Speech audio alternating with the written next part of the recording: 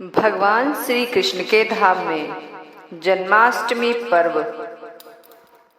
भगवान श्री कृष्ण के जन्मोत्सव का आनंद लेना है तो मथुरा वृंदावन के मुख्य मंदिरों की झांकी जरूर देखें। यहाँ का नज़ारा ही कुछ और होता है।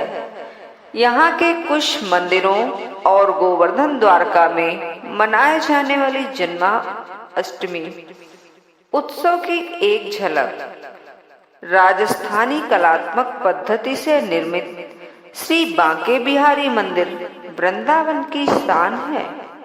सन 1862 में स्थापित इस मंदिर में श्री बांके बिहारी जी की प्रतिमा को स्थापित करने का श्रेय स्वामी हरिदास जी को जाता है।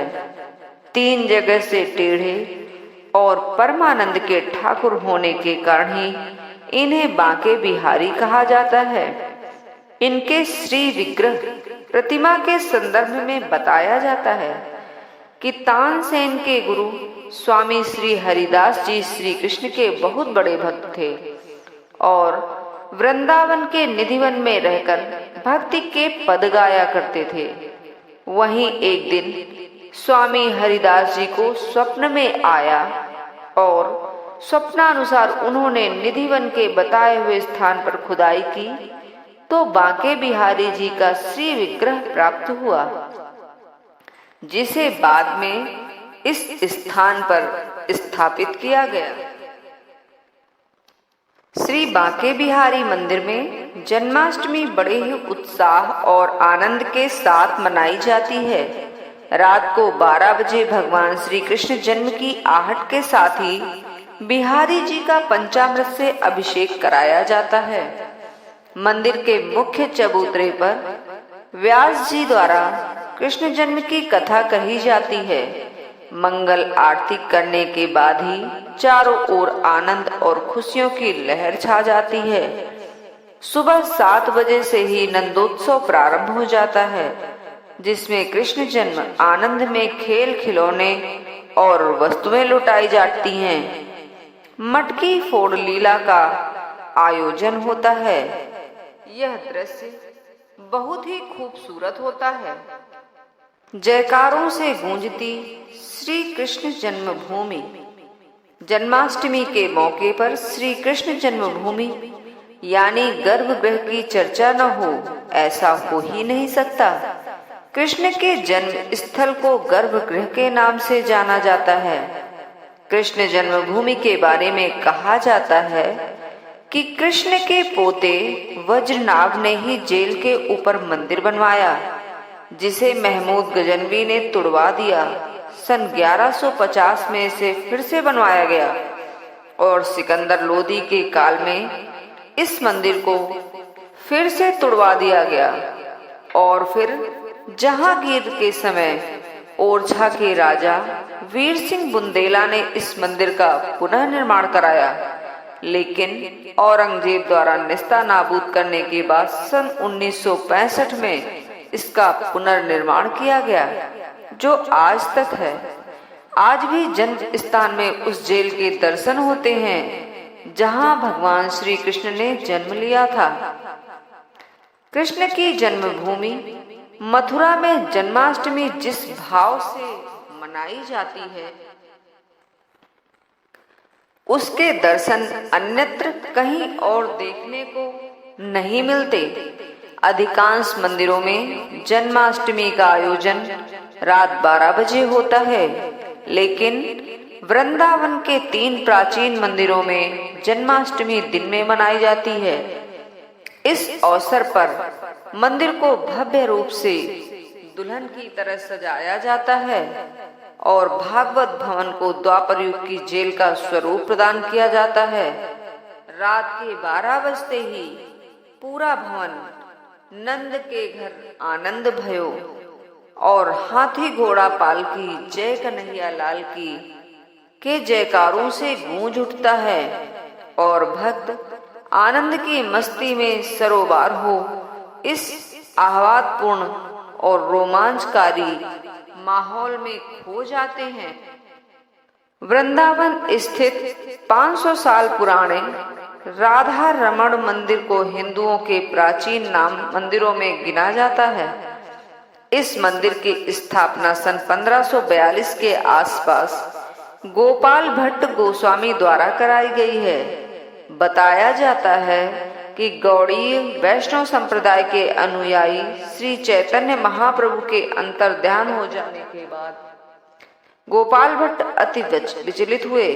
तब भगवान ने स्वप्न में उनसे नेपाल जाने के लिए कहा। वहां काली गंडकी नदी में स्नान के दौरान उन्हें पत्थर की 12 शालग्राम शिलाएं मिली। गोस्वामी उन्हें वृंदावन ले आए और एक बार पूर्णिमा के दिन रात को इन शिलाओं शालग्राम को वस्त्र से ढककर सो गए। सुबह यमुना से स्नान लौटने के बाद पूजा के लिए इन शालग्राम को देखा तो वहां इनके बीच में त्रिभंगे 3 जगह से टेढ़े सांवले सलोने कृष्ण की मूर्ति बांसुरी से खेल रही थी। तब से लेकर आज तक इस मंदिर में श्री कृष्ण की एक शिशु के समान सेवा की जाती है। राधारमण मंदिर का वातावरण वेद की ऋचाओं के साथ यशोदा जायो ललना में वेदन में सुनी आई जैसे गीतों से गूंजता रहता है। इस मंदिर के स्वयं प्राकाट्य विग्रह का अभिषेक सुबह 9 बजे से दिन 1 बजे तक वैदिक रीति से पंचामृत से किया जाता है। इसमें 21 मन दूध, दही, घी, बूरा और शहद, 64 वनौषधियों, फूल के जूस, केसर, रत्नों का जल आदि मिलाते होते हैं। इस पंचामृत को ग्रहण करके ही भक्त अपने व्रत का शुभारंभ करते हैं। अभिषेक के पश्चात प्रभु का श्रृंगार किया जाता है। राई, नमक, सरसों आदि से नजर उतारी जाती है। मंगल गान गाकर प्रभु से नेत्र खोलने की प्रार्थना की जाती है और उन्हें 27 मंगल वस्तुओं के दर्शन कराए जाते हैं। पुनः संध्या काल में 500 वर्ष पुरानी वस्तुओं का दर्शन विशेष रूप से कराया जाता है। गोवर्धन के कान्हा गोवर्धन महाराज भगवान श्री कृष्ण का ही स्वरूप है।